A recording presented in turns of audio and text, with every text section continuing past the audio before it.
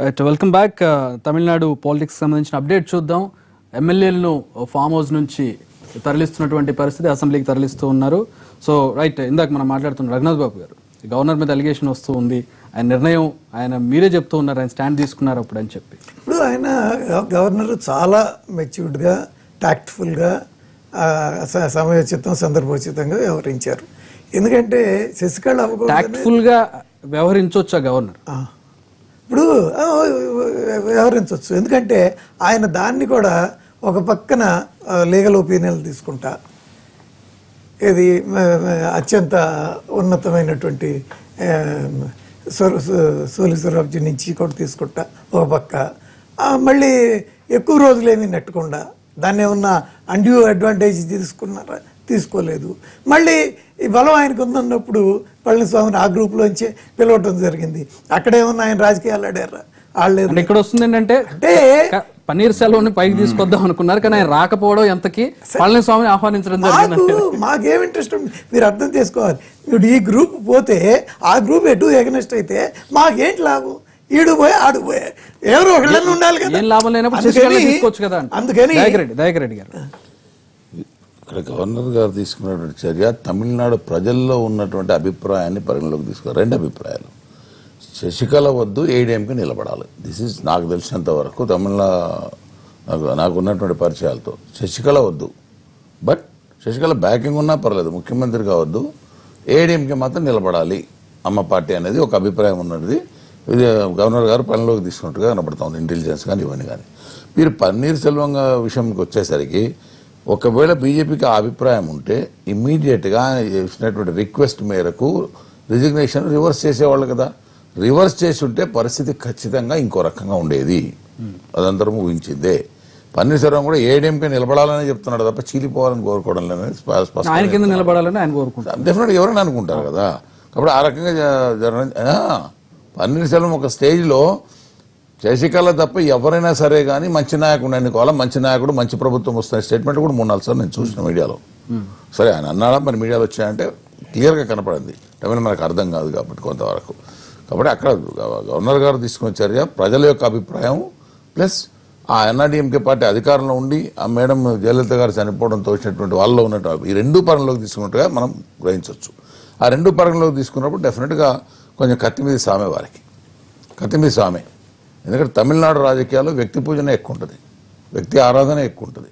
ఇప్పుడు నీకు central government దాని మీద పెద్ద డిపెండ్ కారు, అక్కడ ఎవరు గవర్నమెంట్లో ఉన్నారు మనం చాలాసార్లు చూసాం, చాలా సందర్భాలు. అటువంటి సందర్భాలు మనకు వస్తే 2 నిమిషాల్లో తేడాలు వచ్చేస్తాయి.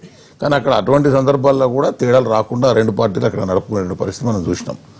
కాబట్టి ఆ నిర్ణయం వెనుక ఆ ఆలోచన ఉందని నేను అనుకుంటున్నా. ఒకటి ఈడ పన్నీర్ సెల్వం తిరుగుబాటు చేస్తుండటం వల్ల గవర్నర్ కొద్దిగా వెసులుబాటు కలిగింది. ఎందుకంటే మ్యాజిక్ ఫిగర్ ఉన్నది కాబట్టి 117 కన్నా ఎక్కువ ఉన్నది కాబట్టి నేచురల్గా వారు లిస్ట్ సబ్మిట్ చేసినట్టు వారిని ఆహ్వానించవలసిందే. కానీ ఈలోగా ఎవరైతే శశికళను ప్రపోజ్ చేసిండ్రో పన్నీర్ సెల్వం ఆయనే తిరుగుబాటు చేసి నేనే ముఖ్యమంత్రిని అవుతా అనేటువంటి ఒక మాట చెప్తుండ్రు. కాబట్టి ఇది కొద్దిగా లా అండ్ ఆర్డర్కు సంబంధించినటువంటి అంశం. ప్రజలలో కూడా ఒక రకంగా శశికళ మీద ఉండేటువంటి ఒక వ్యతిరేకతతోటి ఆ రకంగా ఏమన్నా ఇబ్బంది వస్తుందా అనేటువంటి ఒక దృక్పథంతో వేసి చూసేటువంటి ప్రయత్నం అయితే గవర్నర్ గారు చేశారు. ఆ చేసిన దానికి ప్రజల నుంచి సపోర్ట్ వచ్చింది. ఇలా తీర్పు రావటం వల్ల ఇంకెక్కువగా అందరం కూడా సమర్థించేటువంటి అవకాశం, ఆ నిర్ణయం కరెక్టే అనిపించేటువంటి పరిస్థితి. కానీ తర్వాత మాత్రం అందుకొరకే ఇమీడియట్ గా గవర్నర్ గారికి జాప్యం చేయకుండా పళనిస్వామి గారిని ముఖ్యమంత్రి చేసేసాడు. కాబట్టి ఈడ గవర్నర్ ని శంకించవలసినటువంటి అవసరం లేదు అనేటువంటి భావన మాత్రం వచ్చింది. ఈ రకంగా ఉండేటువంటి పరిస్థితి అట్లా వచ్చింది. లేకపోతే మాత్రం వీళ్ళు కేంద్ర ప్రభుత్వం యొక్క వైఖరి ఏముండే అంటే ఏదైనా దీన్ని అస్తవ్యస్తం చేసి రేపు రాష్ట్రపతి పాలన ఉన్నది కాబట్టి మన వైపు తిప్పుకుందాం. ఇప్పుడు మీరు అన్నట్టుగా మా రఘునాథ్ బాబు అన్నట్టుగా ఒక 10 మంది వచ్చినట్టయితే ఈ పెన్నేరు సెల్వం మళ్ళా ముఖ్యమంత్రి అయితే మాకు అనుకూలంగా ఉంటాడు అనేటువంటి ఒక దృక్పథం ఉండొచ్చు. అనుకూలంగా లేకపోతే రాష్ట్రపతి పాలన రాష్ట్రపతి పాలన విధించదు. సుధాకర్ అని చెప్పి వేడి వాడు ఎట్టుందంటే కేంద్ర ప్రభుత్వం మీద చెప్తున్నాడు తప్ప విద్యాసాగర్ రావు గారి మీద చెప్పలేకపోతున్నాడు. అది ఎట్లా చెప్తాను, మళ్ళీ ముఖ్యమంత్రి గారి కోపం వస్తుంది, కృషి ఇంకో రకంగా ఆలోచన చేస్తున్నాడు, కోపం వస్తుంది. ఇంకో రకంగా ఆలోచన డిబేట్ చేస్తున్నాడు. అది కరెక్టే కాదు. మనం డిబేట్ చేస్తున్నాం, ప్రజాభిప్రాయం అలాగే అభిప్రాయం నేను చెప్పింది మనం అదే డిబేట్ కదా. చేస్తున్నాం తప్ప రాజకీయం చేస్తలేం. డిబేట్ చేస్తున్నప్పుడు BJP ఇట్లా జరుగుతుంది అనేటువంటి ఒక మాట చెప్తున్నాం. కాబట్టి నా యొక్క అభిప్రాయం ప్రకారంగా గవర్నర్ గారిని మీద ఎప్పుడు అపప్రద వస్తుండే అంటే, ఒకవేళ శశికళను జైలుకు పోకుండా శశికళ ఉంటే మాత్రం అప్పుడు గవర్నర్ ఈ టార్గెట్ అవుతుంది. కానీ ఏదైతే శశికళ జైలుకు పోవటం వల్ల అంటే కోర్టే సమర్థించింది కాబట్టి ఆయన జాప్యాన్ని ఇప్పుడు ప్రజలలో ఆ రకమైనటువంటి భావన వస్తలేదు. కాబట్టి ఆ రకంగా గవర్నర్ మీద శంకించేటువంటి ఒక పరిస్థితి రాలే. ఇప్పుడు మాత్రం ఏదేమైనప్పటికీ కూడా ఒకటి మాత్రం, ఇన్ని రోజులు పెన్నీరు సెల్వాన్ని ఎంత ప్రయత్నం చేసినప్పటికి కూడా ఆయనకు సపోర్ట్ వస్తలేదు. కాబట్టి నేచురల్ గా ఇప్పుడు మాత్రం ఇక తప్పకుండా ఇలా పళనిస్వామి గారే తప్పకుండా ముఖ్యమంత్రిగా కొనసాగేటువంటి పన్నీర్ సెల్వాన్ని సపోర్ట్ చేస్తే రివర్స్ చేసుకుంటుండ్రి, సింపుల్ ఇష్యూ.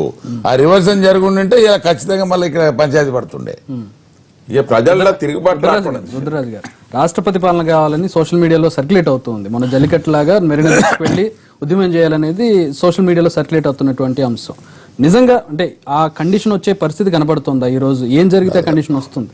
అంటే ఇప్పుడున్న టెస్ట్లో అటువంటి దానికి ఏమి అవకాశం లేదు. ఎందుకంటే అబ్సల్యూట్ మెజారిటీ తోటి వాళ్ళు సింపుల్ మ్యాజిక్ ఫిగర్ దాటి కూడా మెజారిటీ ఉన్నటువంటి పరిస్థితిలో కాన్స్టిట్యూషనల్ బ్రేక్ డౌన్ వస్తేనే కదా ప్రెసిడెంట్ రూల్ రావాల్సింది, గవర్నర్ రూల్ రావాల్సింది. సో ఇప్పుడున్నటువంటి పరిస్థితులు అటువంటిది ఏం లేదు. బట్ గవర్నమెంట్ ఆఫ్ ఇండియా కొంత ఆపరేట్ చేస్తున్నటువంటి మాట వాస్తవం. జరుగుతున్నటువంటి నేపథ్యంలో వాళ్ళకి రాష్ట్రపతి ఎన్నికలు ఉన్నాయి. So big contingent of vote bank is from Tamil Nadu, both Rajya Sabha and Lok Sabha. So వీళ్ళందరూ ఎలక్ట్రల్ కాలేజీలో ఉంటారు. ప్రెసిడెంట్ ఆఫ్ ఇండియాని ఎలక్షన్ చేసుకోవడంలో కానీ, లేకపోతే రేపు వైస్ ప్రెసిడెంట్ ఎలక్షన్లో కానీ. అలాంటి పరిస్థితి లేకపోతే ఎమ్మెల్యేలను మళ్ళీ తీసుకెళ్లి రిసార్ట్ లో పెట్టాల్సిన అవసరం ఏంటి? బేసికల్ గా క్యాంపు రన్ చేస్తున్నారు కాబట్టి 1-2 days కదా, అందుకనే కదా 15 రోజులు టైం ఇస్తే కూడా ఇవాళ చూపించారు బాధ్యతలు చేస్తున్నారు. ఎందుకంటే కాన్స్టిట్యూషన్ లో ఒకసారి కనుక మనకి ఇటువంటి జరిగితే మళ్ళీ నో కాన్ఫిడెన్స్ మోషన్ పెట్టాలంటే మినిమం 6 months గ్యాప్ కావాలి. సో ఈ ఖర్చు జరిగిపోతుంది, 2-3 రోజుల్లో జరిగిపోతుంది.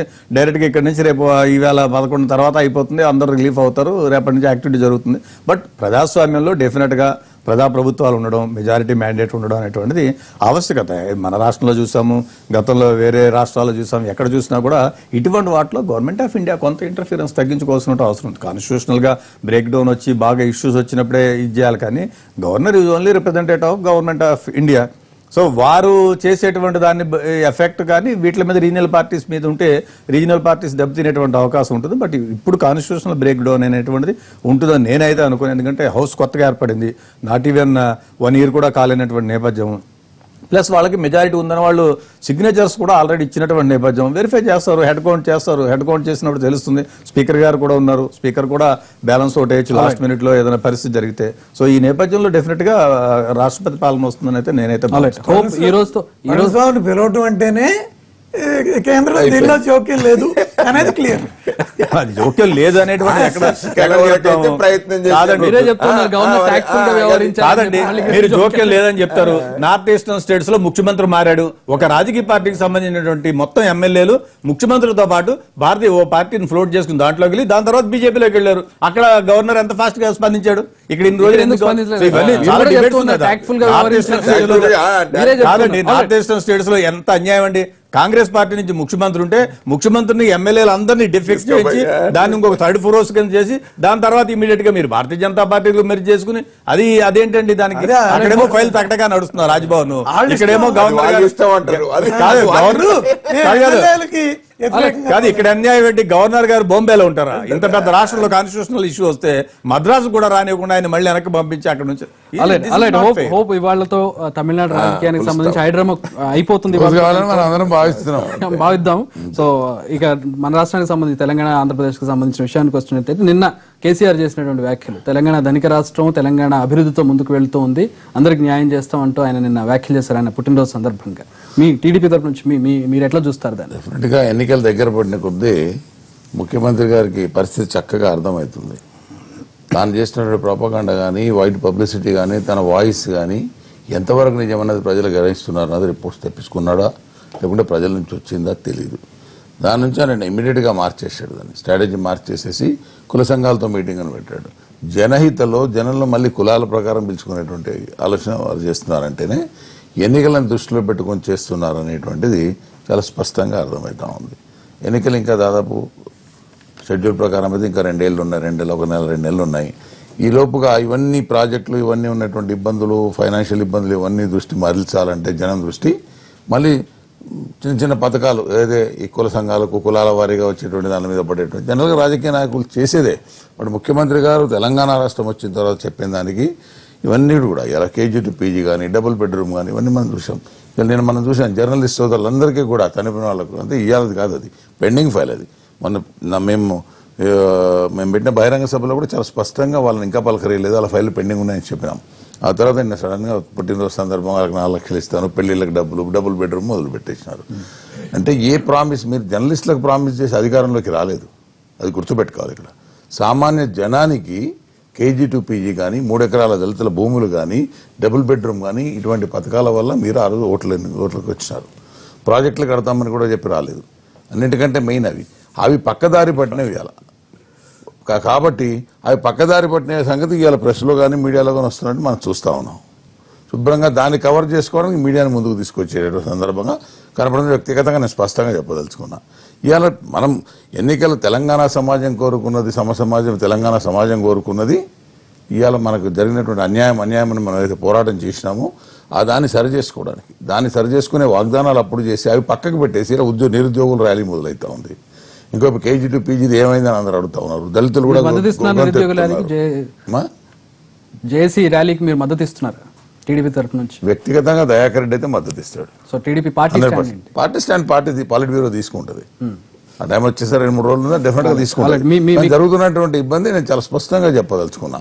ఇవాళ మీరు జర్నలిస్టుల మీద చూపిస్తున్నటువంటి ప్రేమ సడన్ గా వచ్చింది కాదు, ఇది స్ట్రాటజీ ప్రకారం మీరు పోతున్నారని స్పష్టమవుతా ఉంది. ఇక్కడ ఏ తెలంగాణ సమాజానికి చేసిన మీరు సర్వే చేస్తారు, 20 లక్షల మంది ఇల్లు లేవని సర్వే చేస్తే రిపోర్ట్ వచ్చింది. వాళ్ళకి ఇల్లు ఇవ్వకుండా జర్నలిస్ట్ ఏమి సుధాకర్ రెడ్డి గారు దయాకర్ రెడ్డి గారు ప్రతిపక్షంలో ఉన్నాడు కాబట్టి ఆయన ఎంతైనా విమర్శనతో మాట్లాడారు. నేను అట్లేమన్నా జరిగింది మంచి చెడు ఇట్లా మాట్లాడుతున్నాను. జర్నలిస్ట్ ముందుకు ఎట్లా ప్రజలు పోయి నిన్న జరిగింది జర్నలిస్టులకు ప్రభుత్వ పరంగా ఇవ్వలే. జర్నలిస్టులు వాళ్ళ సంక్షేమ నిధి నుంచి ఎవరైతే అమరులైనటువంటి కుటుంబ సభ్యులకు వాళ్ళు ఇచ్చేటువంటి కార్యక్రమానికి ముఖ్యమంత్రి గారు హాజరైంది. ఎగ్జాక్ట్లీ గట్లా కాబట్టి దానికి అనుగుణంగా జరిగింది. డబుల్ బెడ్రూమ్ కూడా సంక్షేమ మీరు అన్నదానికి నేను చెప్తున్నాండి. కాబట్టి అది జర్నలిస్టుల కార్యక్రమం. వారు అన్నారు డబుల్ బెడ్రూమ్ కార్యక్రమం కొనసాగుతుంది. మేము ఏదైతే చెప్పినామో పట్టణ ప్రాంతాల్లో జిహెచ్ఎంసీ ఏరియాల్లో 1,00,000 ఇళ్ళు నిర్మాణం చేస్తాం, అదేవిధంగా గ్రామీణ ప్రాంతాల్లో 1,00,000 ఇళ్ళ నిర్మాణం చేస్తాం. కాబట్టి బీదరికంలో మా పోరాటం అంతా కూడా బీదరికాన్ని తొలగించాలనేది పోరాటం. కాబట్టి దానికి అసెంబ్లీ వేదికగా ముఖ్యమంత్రి గారు స్పష్టంగా వచ్చిన 2 లక్షల అప్లికేషన్లు దాంట్లో ఎలిజిబుల్ 9,000 చెప్పారు. ఎలిజిబుల్ 9,000 అని ప్రకటించిన తర్వాత 1,00,000 ఇళ్ళు కడతారని చెప్తే మేము నమ్మాలా? రాష్ట్ర వ్యాప్తంగా కూడా 49,000 ఎలిజిబుల్ అని చెప్పిన తర్వాత 2 లక్షలు కట్టాలని నమ్మాలి. మేము ప్రియారిటీ ప్రకారంగా ఎవరైతే బీదరికంలో ఉన్నారో, బిలో పావర్టీ లైన్ లో ఉన్నారో వాళ్ళందరినీ కూడా గుర్తించి వారికి ఇండ్ల నిర్మాణం చేపిస్తున్నాం.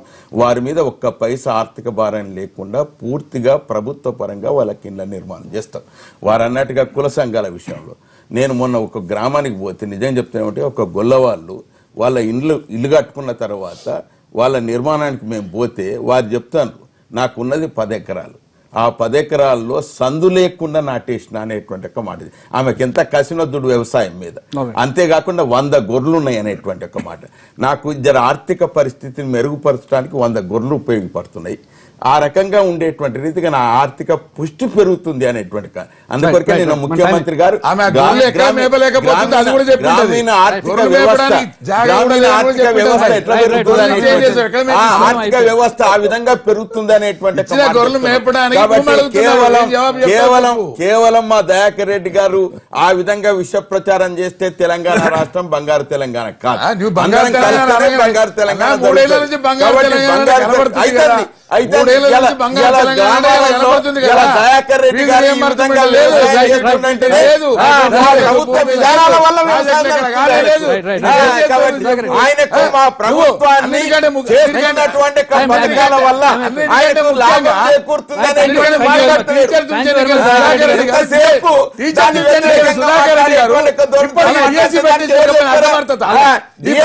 విప్పుగా ఉండి డిఎస్సీ పెట్టించలేనటువంటి అసమర్థత తెలంగాణ వచ్చిన మరుక్షణం ప్రతి సంవత్సరం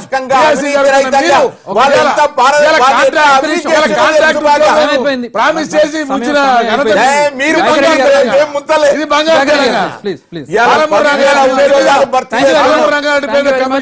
you very much Dayakar Reddy garu, thank you very much Raghunath Babu garu, thank you very much Sudhakar Reddy garu, thank you very much Rudraraju garu. ఇది వాళ్ళ లైవ్ షో.